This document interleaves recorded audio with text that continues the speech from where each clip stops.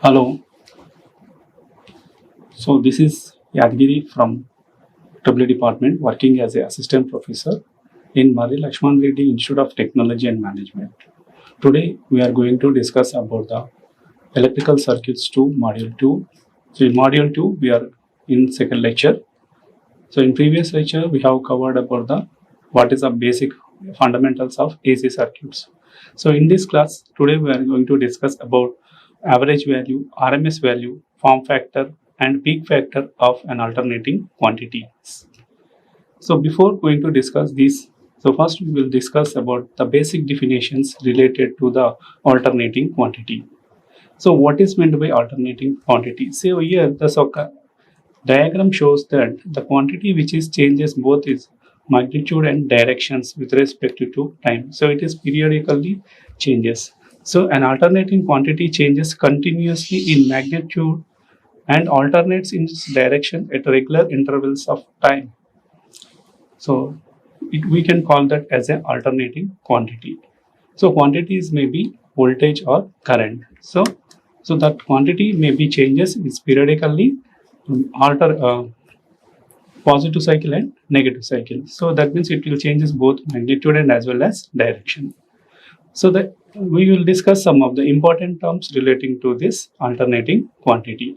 So in this figure, we can see the quantity starts at 0 degrees and it will attains the maximum value at pi by 2 radians or 90 degrees, and it will be 0 at pi radians or 180 degrees. So again the direction is changes in the negative half cycle. So again it is attains the maximum quantity in negative cycle in 3 pi by 2 radians or 270 degrees, and it will be again comes to zero position, that is at 2 pi radians or 360 degrees. So that means the quantity is changes, and the quantity which is completes one cycle we can call this as a time period t. Okay, so now let us discuss the basic definitions. So first one is amplitude. So what is meant by amplitude? So amplitude is the maximum value that is attained by an alternating quantity. So you can see here, so amplitude is nothing but, so we can also call it as it is the maximum quantity, maximum value obtained by an alternating quantity. So it is also called maximum or peak value. So see the figure here. So we can see that the amplitude is nothing but the maximum value attained by the quantity, or we can also call it as peak value attained by the quantity. So then we can call that as the amplitude of a quantity. Second definition is time period. So what is meant by time period? So time period is nothing but it is the time taken to complete one cycle of an alternating quantity. So how much time it will be taken to complete its one cycle, we can call that as a time period. So you can see here, so the whatever the time it is taken to complete one cycle means it will complete the 2 pi radians, 0 to 2 pi radians. Again this cycle will be repeats here. So the time taken to complete one cycle we can call that as a time period t. We can represent this as a capital T. Similarly, what is instantaneous value? So the instantaneous value means so from the instant to instant, from the here we can see in the diagram. So here from the instant to instant we can see at this instant. So let us take, so at the instant what is the quantity, what is the value of this either voltage or current at this instant, how much it is the value it is doing. So that means here the from the instant to instant the quantity will be different here. So at this instant we can say the maximum quantity, that is maximum value we are obtained here, and again after pi by 2 to pi radians the quantity will be decreases here. So between 0 to pi by 2 the quantity will be increases here. So that means from the instant to instant the quantity will be varies here. So like that we can call that as it is the value of the quantity at any instant. So we can see that at any instant at particular from 0 degrees to and 360 degrees. So the instant to instant the quantity will be varies here. So this is the instantaneous value. Next one, frequency. So frequency is nothing but so number of cycles. So number of cycles that can occur in 1 second. So the frequency, we can say that how many cycles it will be occurs in 1 second. So in 1 second, if it is occurs in 1 cycle, then we can call that as a frequency. So that is the number of cycles that can occur in 1 second. So the unit of the frequency is hertz, or we can say that cycles per second. So that means it will complete 1 cycle per second. So the relationship between the frequency and time period can be given as, so we can say that the time taken to complete f cycles is equals to 1 second. So then time taken to complete 1 cycle is equals to 1 by f seconds. So time taken to complete 1 cycle. So you can see here. So time taken to complete 1 cycle is equals to 1 by f seconds. Okay. So therefore t is equals to 1 by f. So this is the relationship between the time period and the frequency. Okay. So this is about the frequency. Next one, we will discuss about angular frequency. So angular frequency is defined as the number of radians covered in 1 second. So how many radians it will be covered in 1 second. So let us see from this diagram only again. So here you can see here how many radians it will be covered in 1 second. So that is angle covered by the rotating a coil. Angle covered by rotating coil. So the unit of angular frequency is measured in radians per second. So in simple way, we can say that, for example, if we can say this is the alternating quantity, so it is rotates in quantity. So let us take it starts at 0 degrees or 360 degrees. So it will be rotates at an angle here. So you can see this is the rotation of an angle. Okay. So that is how much it will be covers. So you can see here. So this is the omega. So that is angular frequency. So that means number of radians covered in 1 cycle, 1 second. Okay. So then we can call it as a angular frequency. Okay.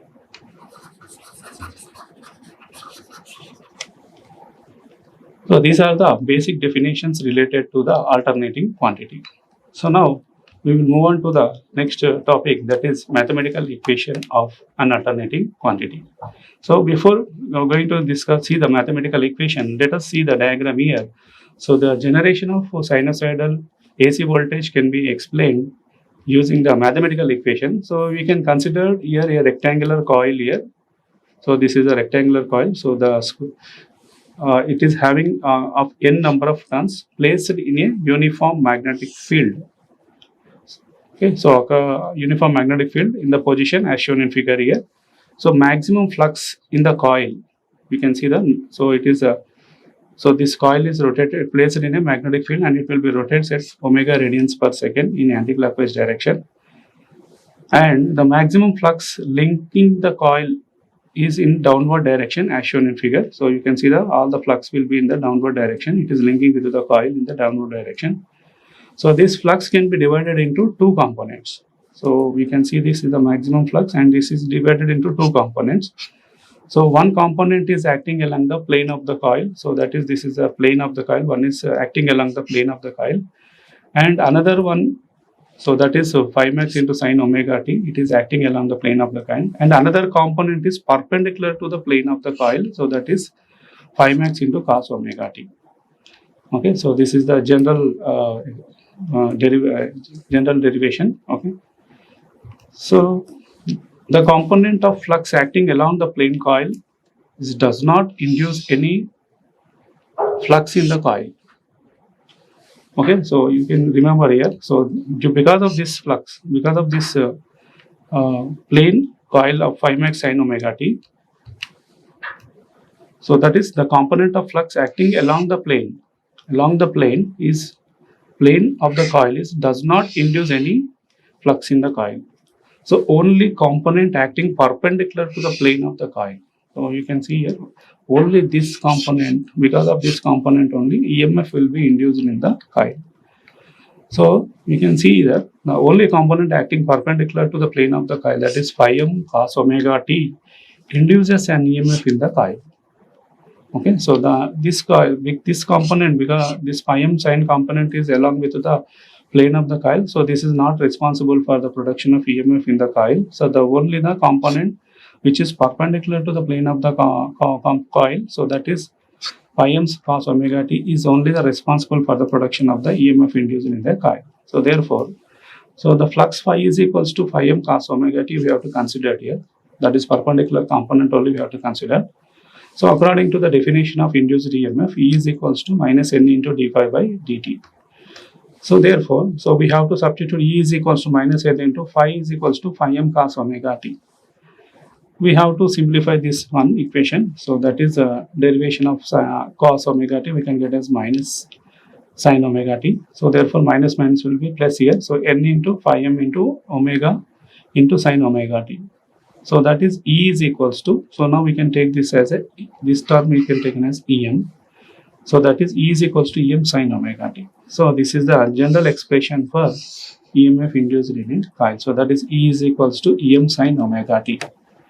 Hence the EMF induced in the coil is a sinusoidal EMF. So you can see that the EMF induced in this coil is a sinusoidal EMF. Okay. So this will induce the sinusoidal current in the circuit. So that is given by I is equals to Im sin omega t. So this is the general expression for sinusoidal EMF, and this is the sinusoidal current expression. So now we will move on to next topic, that is average value and RMS value. So before going to discuss about average value, so what is average value? Average means what? So average means it is the instance we have to add, and sum of that instance divided by the total number of instance. So that is it is the arithmetic average of all the values of an alternating quantity over one cycle is called average value. So that means here, if we can take alternating quantity here, so in this alternating quantity, so average means average means we have to take the particular instance here, instant to instant, the values will be different here. So let us take in the first cycle. So let us take this is divides into n intervals. So 1, 2, 3, like that. It is divides into n intervals. So if you have to take that arithmetic of all the values, so what is the arithmetic here? So we have to take the average of all these points, means we have to take all the instance divided by total number of instance. So that is one way. Another way is that the arithmetic average of all the values of an alternating quantity over a complete cycle is called as average value. So average value is equals to area under one cycle divided by base. So this is the general expression of average value. So that means area under one cycle divided by the base of the cycle. So what is average voltage? For example, if you can take average voltage is equals to, according to our definition, area under one cycle. So that is, we can say that the whatever the area we can teach from the complete cycle. So that is over one cycle divided by base. So what is the base here? 0 to pi. So this is the base of the cycle. So we can write in terms from 0 to 2 pi V into d omega t. So what is V here? V is equals to Vm sin omega t. So V is equals to Vm sin omega t. So we have to simplify this one, then we are getting the average value. So before going to discussing this average value, again we will see some points here. So for symmetrical waveforms, so alternating quantity will be symmetrical and unsymmetrical. So for symmetrical waveforms, the average value calculated over one cycle becomes or equals to 0, because the positive area cancels the negative area. So whatever the positive areas, whatever the values we are getting, again same we are getting in the negative half cycle also. So therefore, if we can take the average of that one, then it will be cancelled each other. So therefore, for symmetrical waveforms, we have to consider only half cycle. For non-symmetrical waveforms, we can consider both the positive cycle and as well as negative cycle. So for symmetrical waveforms, if we can consider, then what is the formula for average value? So that is area under one half cycle divided by base. So based on that one, so we have to consider only one half cycle. That means we have to consider up to from 0 to pi radians. So that is the base of the cycle. So that is 1 by pi. So area we have to integrate the total area. So that integration we can take from 0 to pi v into d omega t. So that means we have to integrate this area from 0 to pi. Okay, so let us take this is a v, or we can say that the quantity v or I. Okay, so this is changing with respect to time, that is omega t. So therefore, this is the v average we are getting. In the same way, we are getting the I average also. So let us derive the expression for average value of sinusoidal current. So figure shows that the current is changes periodically. Okay, so it is having positive and negative, and it is a symmetrical waveform. So for this symmetrical waveform, we have to consider only positive half cycle only. So therefore, for this waveform, the current expression is given as current I is equals to Im sin omega t. So the average value of this current waveform or current quantity, alternating quantity, so that is I average is equals to area over the one cycle, half cycle divided by base. So base is nothing but this is the base. So we can take this as a base. So that is 1 by pi. So integral 0 to pi I into d omega t. So we have to substitute this I here. So that is I is equals to Im sin omega t into d omega t. Then we have to simplify this one. So take I omega, I max is a constant value. So separate this one. And we have to integrate this one as sin omega t with respect to omega t. So then we are getting that. So 2 Im by pi into, so 2 Im by pi. So the value of 2 by pi is nothing but 0.637 times of Im. So this is the average value of sinusoidal current. So what is the average value here? So average value of sinusoidal current is equals to 0.637 times of maximum value, maximum current. Now similarly, we can see for the average value of full wave rectifier. So rectifier means it is a device, it is converter AC to DC. So here for full wave rectifier, we can see here, so it is also changes periodically from 0 to pi. Again, it is changes from pi to 2 pi. It is also symmetrical waveform. So for symmetrical waveform, we have to consider only one half cycle only. So that is positive half cycle only. So again, I am taking that current, that is I is equals to Im sin omega t. So I average is equals to Im by pi into integral 0 to pi I into d omega t. Again, we have to substitute this current in this equation. So that is Im sin omega t. Again, we have to simplify this one. Then we are getting as 2 Im by pi, which is nothing but 0.637 times of I max. So therefore, I average for full wave rectifier is also same like a sinusoidal current. Now we will see the average value of half wave rectifier. So for half wave rectifier, we can see here. So this is complete this up to 2 pi. So it will be repeats here. Again from 2 pi, again it will be repeats. So therefore we have to consider total area. So that is area is nothing but area of one complete cycle divided by base. So here base is nothing but 2 pi. So 2 pi, and we have to integrate the limits. We have to integration from 0 to 2 pi into I into d omega t. So here I is nothing but Im sin omega t. Again we have to substitute here. So after take Im constant here, I am simplifying this one, that is integration sin omega t and d omega t. Then we are getting the final result as Im by pi. So therefore 1 by pi is nothing but 0.318 times of maximum current. So this is about the average value of half wave rectifier. Now we will move on to next topic, that is RMS value, effective value. So what is meant by RMS value? So RMS value is nothing but it is the effective value of an alternating quantity. So that we have to see one experiment here. So to distinguish what is the RMS value, so we have to first thing we have to take one resistor here, and for that resistors we are going to apply AC supply and as well as DC supply. So for example, if you are applying the DC supply, so for example it is the steady current, so which is when flowing through a given resistors for a given period of time. So it will produces whatever the amount of heat it will be produces, the same amount of heat will be produces whenever we are passing the alternating current to the same resistor for the same time. So then the IAC is nothing but, so that is the whatever the heat is produced when you are applying the DC supply, the same amount of heat will be produced in the same resistor, in this resistor when you are applying the AC current. So then AC current is equals to the RMS value of the DC current.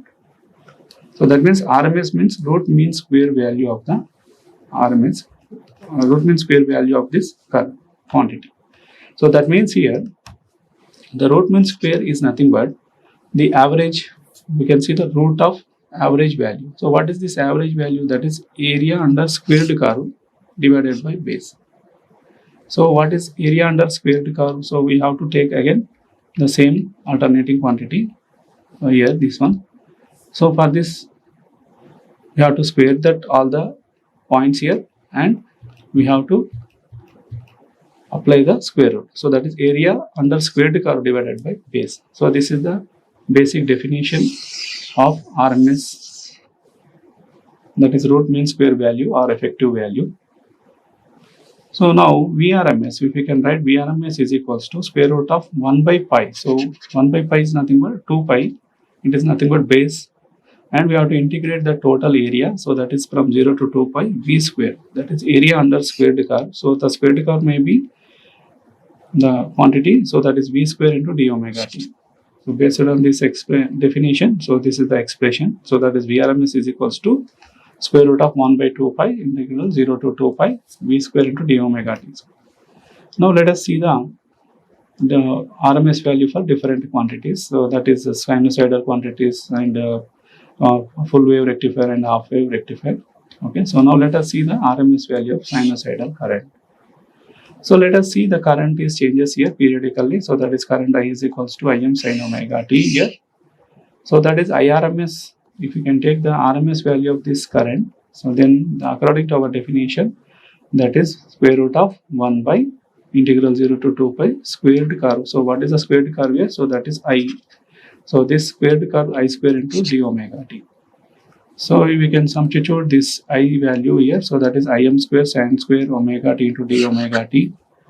Again take this Im square common here because it is constant, and we have to do the integration here. So that is sin square integration, sin square theta is equals to 1 minus cos 2 omega t divided by 2. So then we have to simplify, then we are getting the expression as IRMS is equals to Im by root 2. So this is the expression for RMS current. So what is RMS current? Im divided by root 2. So which is nothing but 0.707 times of 0.707 times of maximum current. So that is RMS value of current is nothing but 70, we can say in terms of percentage also, that is 70.7 percentages of maximum value. So 70 point, that means we are getting around this point, we are getting the average RMS value here. So that is IRMS is equals to Im by root 2. So that is 70.7 percentages of maximum current. So in the same way, if you can see for the RMS value for full wave rectifier. So full wave rectifier, again we can see here. So again we have to consider the total time period between 0 to 2 pi. So that is square root of 1 by 2 pi integral 0 to 2 pi I square into d omega t. So what is I value? Again Im sin omega t. So Im sin omega t we have to substitute here. Again we have to simplify this one. Then we are getting the IRMS is equals to Im by root 2. So which is nothing but the 1 by root 2 value is nothing but 0.707. So that is into maximum time, maximum current. So in full wave rectifier also we are getting the same result, that is 0.707 times of maximum current. Similarly, if you can see for the half wave rectifier, so here in the half wave rectifier, again we have to consider the same 2 pi radians. So integral square root of 1 by 2 pi integral 0 to 2 pi I square into d omega t. So what is I value? I is equals to Im square sin omega t into d omega t. So again if we simplify this one, we are getting as IRMS is equals to Im by 2. So which is nothing but 0.5 times of maximum current. So here the RMS value will be reduced in case of half wave rectifiers. Now coming to the form factor. So the definition of the form factor, we can say that the ratio of RMS value to the average value. So that is RMS value to the average value of an alternating quantity is known as form factor. Similarly, peak factor or crest factor. So it is the ratio of maximum value to the RMS value of an alternating quantity is known as peak factor. Now let us see the form factor and peak factor for sinusoidal quantities.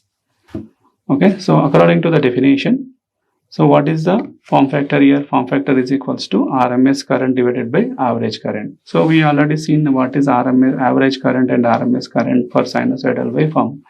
So IRMS is equals to Im by root 2. So that is 0.707 times of maximum current. And I average values also we have seen. So that is 0.637 times of Im. So then it is simple. If you simplify this one, Im by Im will get cancelled. Then we are getting as the form factor is 1.1 times 11 for an pure sinusoidal waveform. So the form factor will be 1.11.